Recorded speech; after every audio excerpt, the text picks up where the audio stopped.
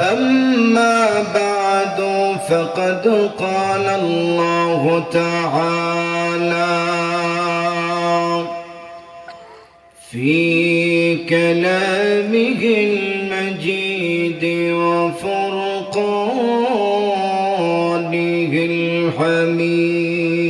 الحميد أعوذ بالله من الشيطان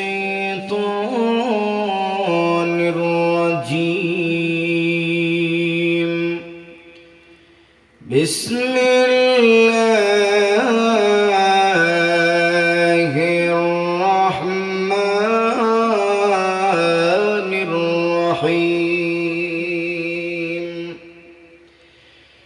فأما من طغى وآثر الحياة الدنيا فإن الجحيم هي المأوى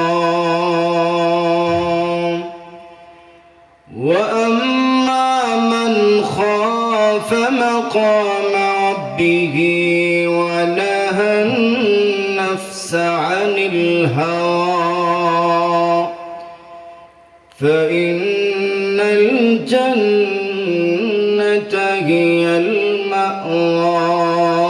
المأوى آمنت بالله صدق الله مولانا العظيم صلى الله على سيدنا ومولانا محمد وعلى آله وأصحابه وسلم صلى الله على سيدنا ومولانا محمد وعلى آله وأصحابه وسلم لا إله إلا الله لا إله إلا الله لا إله إلا الله لا إله إلا الله لا إله إلا الله न दौलत न कोई जाह हसन मांग रहा हो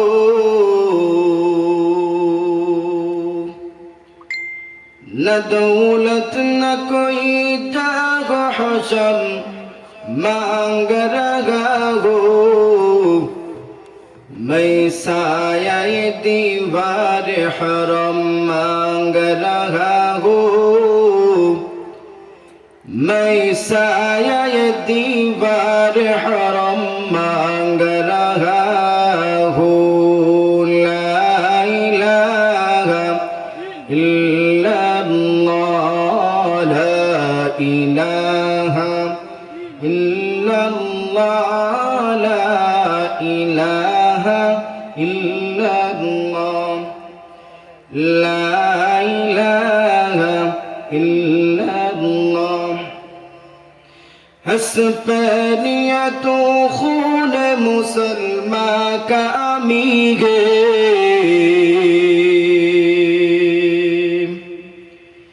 हस्पनियत खून मुसलमान का अमीगे मानिंद हरम पाके है तू मेरी नजर में मानिंद गरम पाके है तू मेरी नजर में पोशीदा तेरी खाक में सजदों के निशान है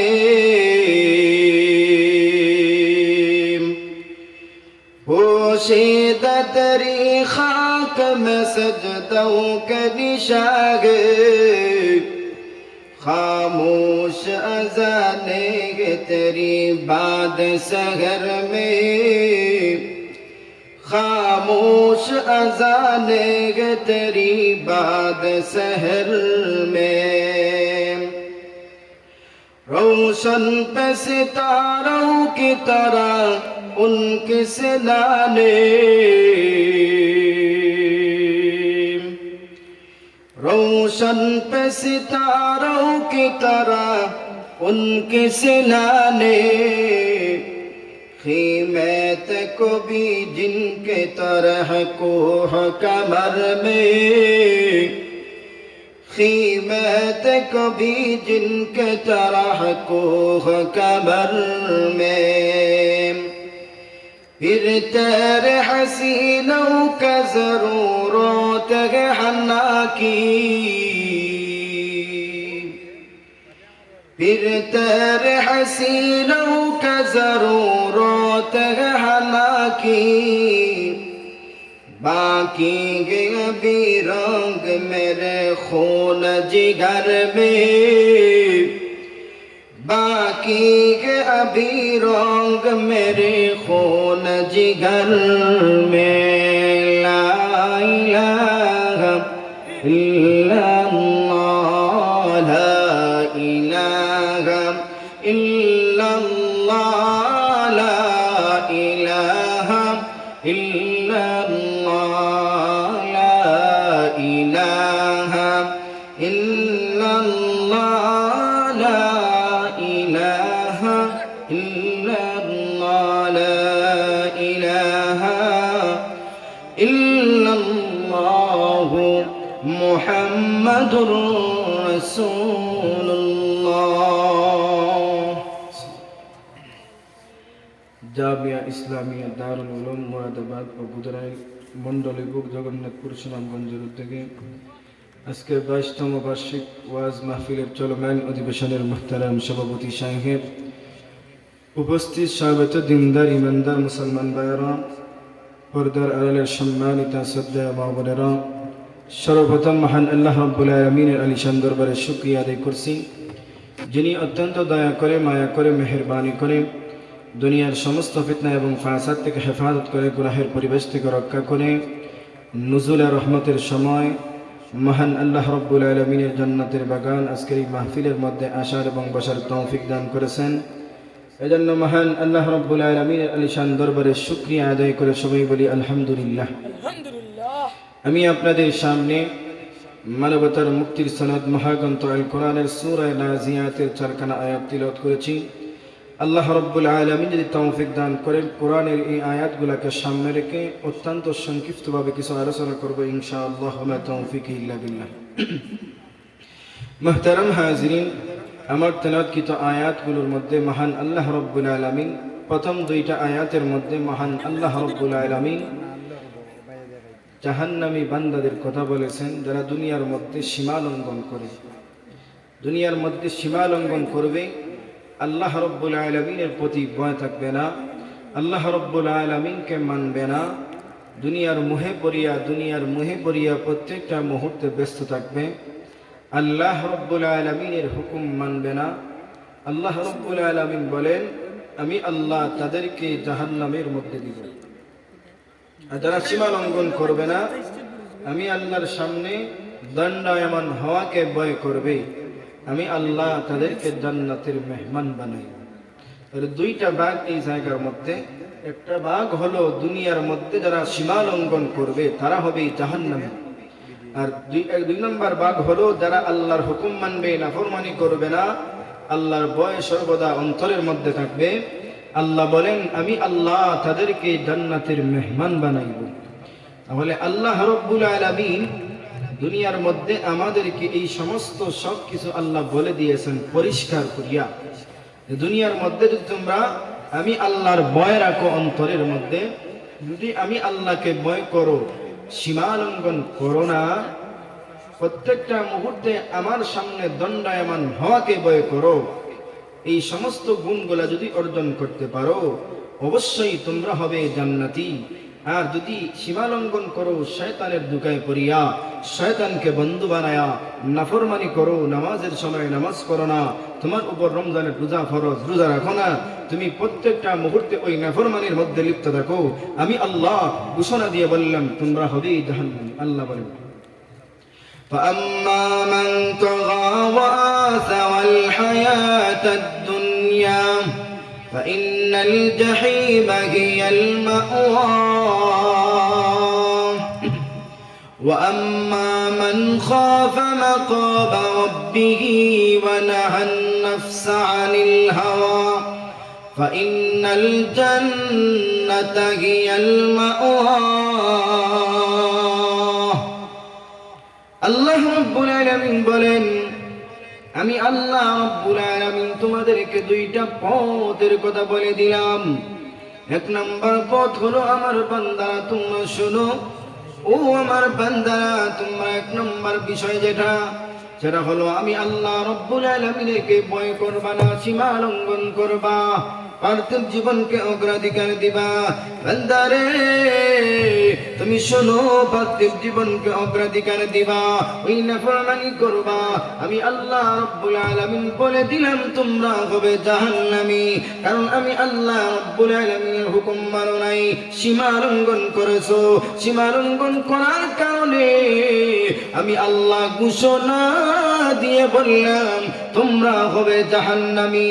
আর যারা আমি আল্লাহ রাব্বুল আলামিনকে ভয় করিয়া, আমি আল্লাহ রাব্বুল আলামিনকে ভয় করিয়া, আমি আল্লাহ রাব্বুল আলামিনের সামনে দণ্ডায়মান হওয়াকে ভয় করে পার্থিব জীবনকে অগ্রাধিকার দেয় না, দুনিয়ার মধ্যে নাফরমানি করে না, নবীকে অনুসরণ করে, সাহাবীদের পথ অনুসরণ করে, নবী যা করেছেন তা করে, কিয়ামতের কঠিন ময়দানে যে আল্লাহর কাছে কি জবাব দিবে ওই ভয়টা তার অন্তরের মধ্যে থাকে।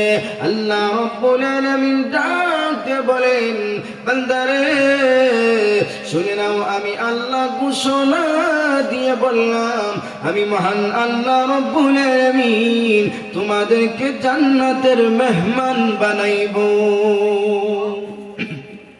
আল্লাহ রাব্বুল আলামিন দুইটা পথ আল্লাহ বলে দিয়েছেন। এক নম্বর পথ সীমা লঙ্ঘন করবা, পার্থিব জীবনকে অগ্রাধিকার দিবা, সীমা লঙ্ঘন করার কারণে জাহান্নামী, আর সীমা লঙ্ঘন যারা করে নাই তারা জান্নাতি। তাহলে আমরা জান্নাতি হতে হলে আমরা কখনো সীমা লঙ্ঘন করতে পারবো না, পার্থিব জীবনকে অগ্রাধিকার দিতে পারবো না। সীমা লঙ্ঘন কি? সীমা লঙ্ঘন হলো শয়তানের পদাঙ্ক অনুসরণ করিয়া, নামাজ সারিয়া, রোজা সারিয়া, আল্লাহর হুকুম না মানিয়া প্রত্যেকটা মুহূর্তে নাফরমানির মধ্যে লিপ্ত থাকে। নাফরমানি এমন ভাবে মানুষ করে, নাফরমানি করতে করতে মানুষ আল্লাহকেও চিনে না, আল্লাহ রাব্বুল আলামিনকে ভুলে যায়। আল্লাহর ডাক কানের মধ্যে আসলে ওই মুহূর্তে বিরক্ত বোধ করে। আল্লাহ বলেন তারা হলো সীমা লঙ্ঘনকারী, সীমা লঙ্ঘন অতিরিক্ত করে ফেলেছে। তাহলে তুমি শোনো, তোমার জন্য থাকবে জাহান্নাম, কবর থেকে তোমার আযাব শুরু হয়ে যাবে, কবর থেকে তোমার আযাব শুরু হয়ে যাবে। ওই কবরটা হবে ভয়ঙ্কর, জাহান্নামের আযাব তো আরো ভয়ঙ্কর। কারণ নামাজ না পড়লে শাস্তিটা ভয়ঙ্কর। কেমনে? আল্লাহ নবী বিশ্ব রাহমাতুল লিল আলামিন বলেন, আমি মেরাজের মধ্যে গিয়েছিলাম, মেরাজের মধ্যে যাওয়ার পর যখন জাহান্নামের পাশ দিয়ে গেলাম, ওই মুহূর্তে আমি তাকায়া দেখি একজন ব্যক্তিকে শাস্তি দেওয়া হচ্ছে, শাস্তি দেওয়া হচ্ছে। কেমন শাস্তি, কেমন শাস্তি? ওই ব্যক্তির মাথার উপরে বিশাল আকারের একটা পাথর দিয়া আঘাত করা হচ্ছে, আঘাত করা হচ্ছে। ওই মুহূর্তে ওই ব্যক্তিটা চিৎকার করতেছে, কোন মানুষ তার চিৎকারের জবাব দেয় না, তার পাশেও আসে না। এমনিতে তার মাথার চূর্ণ বিচূর্ণ হয়ে যায়, পাথরটাও চূর্ণ বিচূর্ণ হয়ে যায়। আল্লাহ নবী বিশ্ব নবী রাহমাতুল লিল আলামিন বলেন, জিবরাইল রে, ওই ব্যক্তিটাকে দেখে তো শাস্তি দেওয়া হচ্ছে, তো শাস্তি দেওয়া হচ্ছে। এমনিতে জিবরাইল আলাইহিস সালাতু ওয়াস সালাম ডাক দিয়ে বলেন, ওগো আল্লাহর নবী রাহমাতুল লিল আলামিন, ওই ব্যক্তিটা হলো এমন ব্যক্তি যে দুনিয়ার মধ্যে আজান শোনা মাত্র সে কখনো নামাজের মধ্যে যায় নাই। আজান শুনিয়া বিরক্ত হইতো, নামাজ পড়তো না, নামাজের দ্বারে কাছে যাইতো না, আল্লাহর ফরজ বিধান মানতো না। কারণ আল্লাহ রব্বুল আলামিনের 1 নাম্বার ফরজ বিধান যেটা নামাজ, ওই নামাজটা পড়তো না। নবী গো, ওই নামাজ না পড়ার শাস্তি ওই বান্দাকে ওইভাবে দেওয়া হচ্ছে কিয়ামতের আগ পর্যন্ত, কিয়ামত পর্যন্ত ওই বান্দাকে ওইভাবে শাস্তি দেওয়া হবে।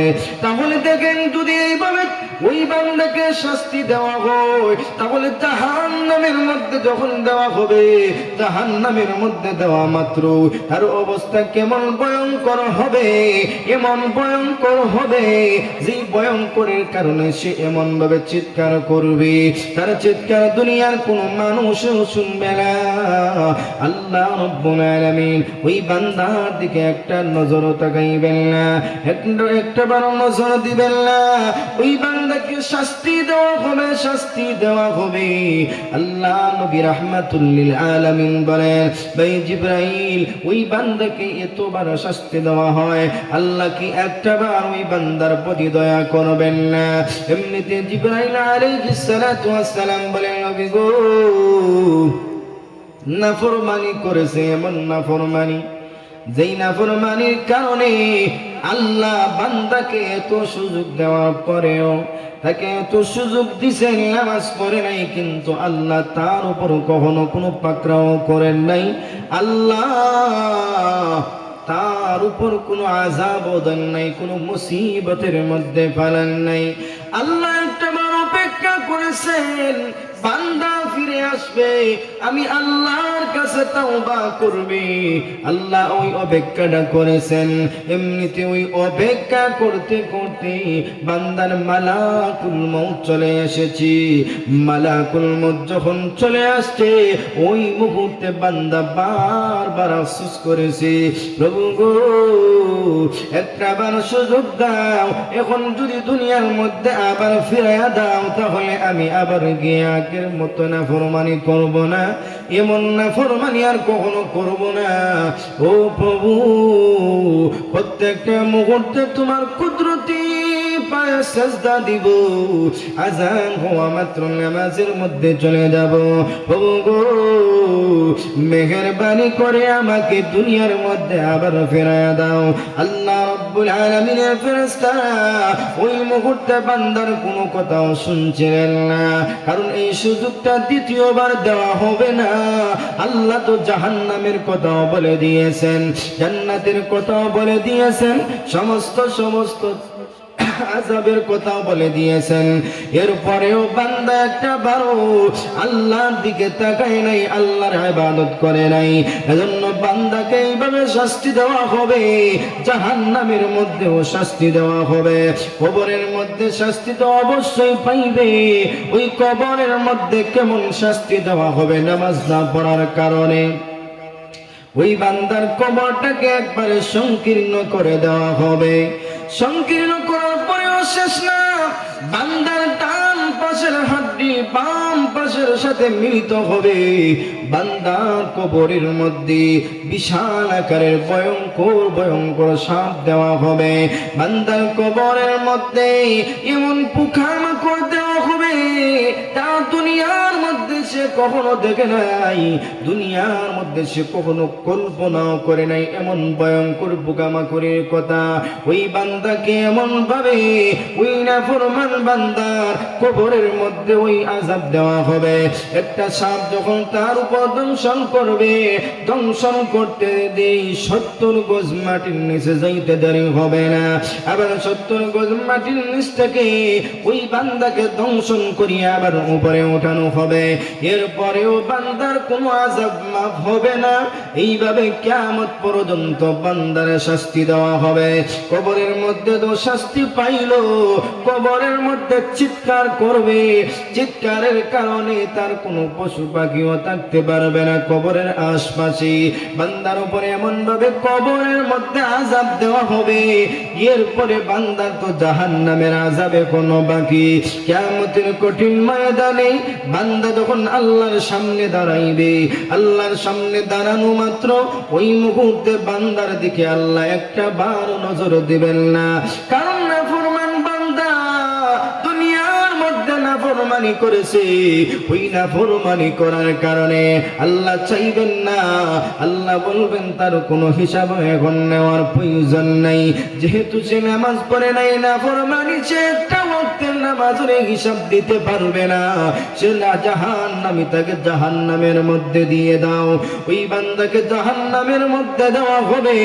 জাহান্নামে দেওয়ার পরে বান্দা ওই মুহূর্তে চিৎকার করবে, প্রভু গো, মৃত্যুর সময় বলেছিলাম আমাকে আবার ফিরাইয়া দাও, আবার ফিরাইয়া দাও।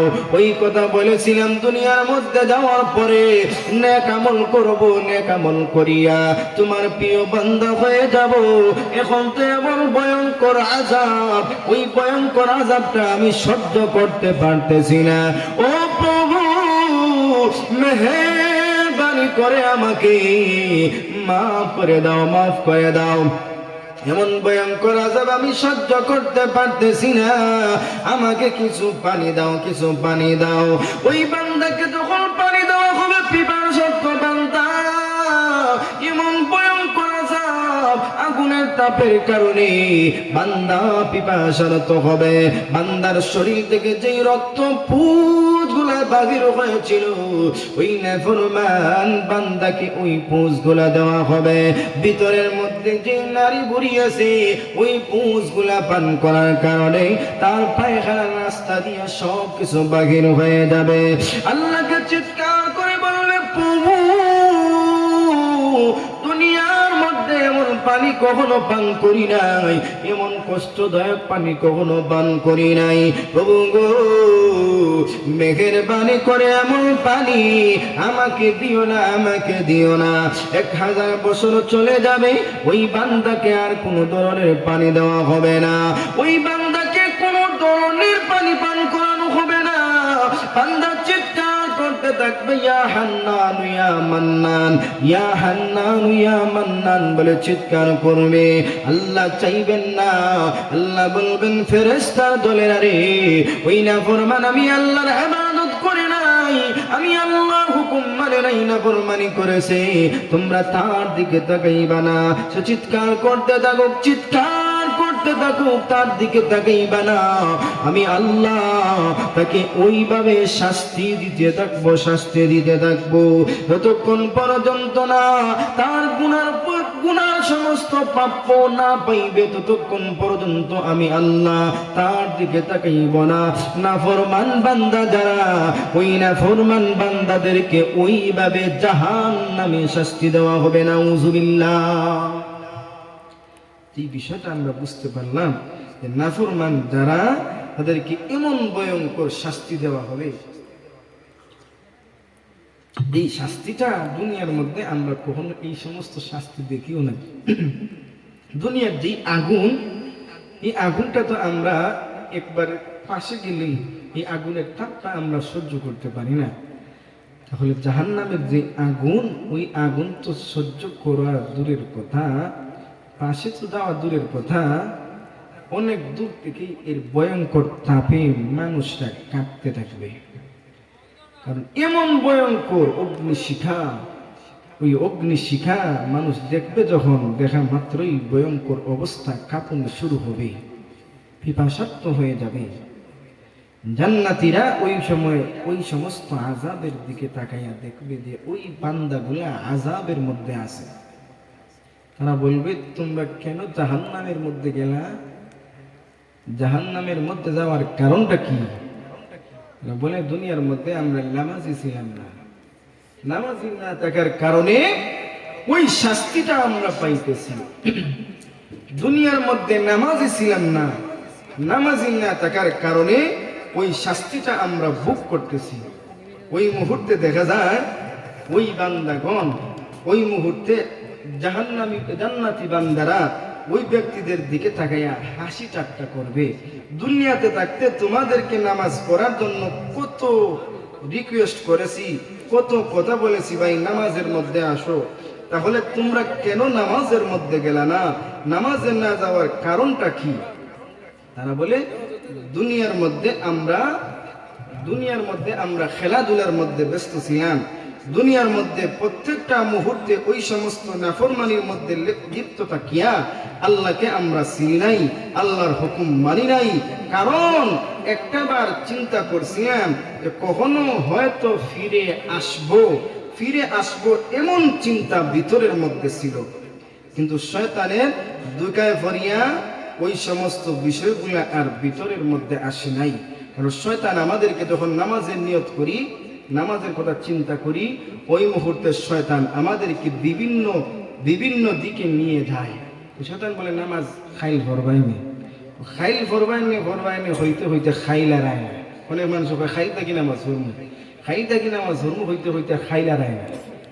যেমন পরীক্ষার্থী ছাত্র যারা আছে, এরা হয় এমন অবস্থা হয় খাইল থেকে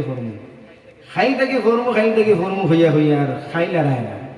মানে এমন অবস্থায় দেখো পরীক্ষার আগের দিন দেখা যায় এমন তা উঠছে, ফোর্থ দূরের কথা ঘুম থেকে উঠতে পারে না, লেফ গাছ দিচ্ছে সাইডে খান। এখন পরীক্ষার হলো গিয়া বা তাদের কিতা পারবো, খালি গুতাইব ঘুরে এইবে দেখাবে হইতে খাঞ্জে বেঞ্জে ভারে নিবে ঘুরে আবার গুতাইয়া অবস্থা খারাপ করে দিবে। কিন্তু এই সময় গিয়া যদি কাজ হয় দিকে দেখাইলে কোনো খামাইব নিজে ফাললে না খাই। এমন অবস্থা ওই সময় জাহান্নামীরা ওই সময় বলবে যে এমন অবস্থা, আমরা দুনিয়ার মধ্যে প্রত্যেকটা মুহূর্তে শুধু নামাজ পড়বো ওই কথাটা শুধু সব সময় ভিতরে ছিল। নামাজ পড়বো কিন্তু পড়বো বলে আর পড়তেও পারি নাই, কারণ শয়তানের দুকায় নাফরমানির কারণে। জাহান্নামীরা ওই সময় ওই জান্নাতীরা ওই সময় তাদেরকে জিজ্ঞাসা করবে, في جنات يتساءلون।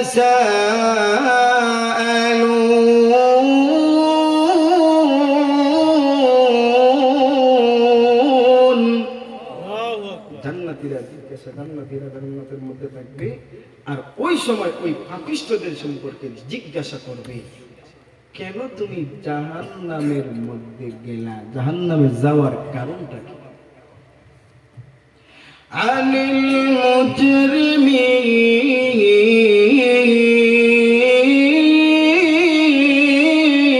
المجرمين ما سلككم في سقر قالوا لم نك من المصلين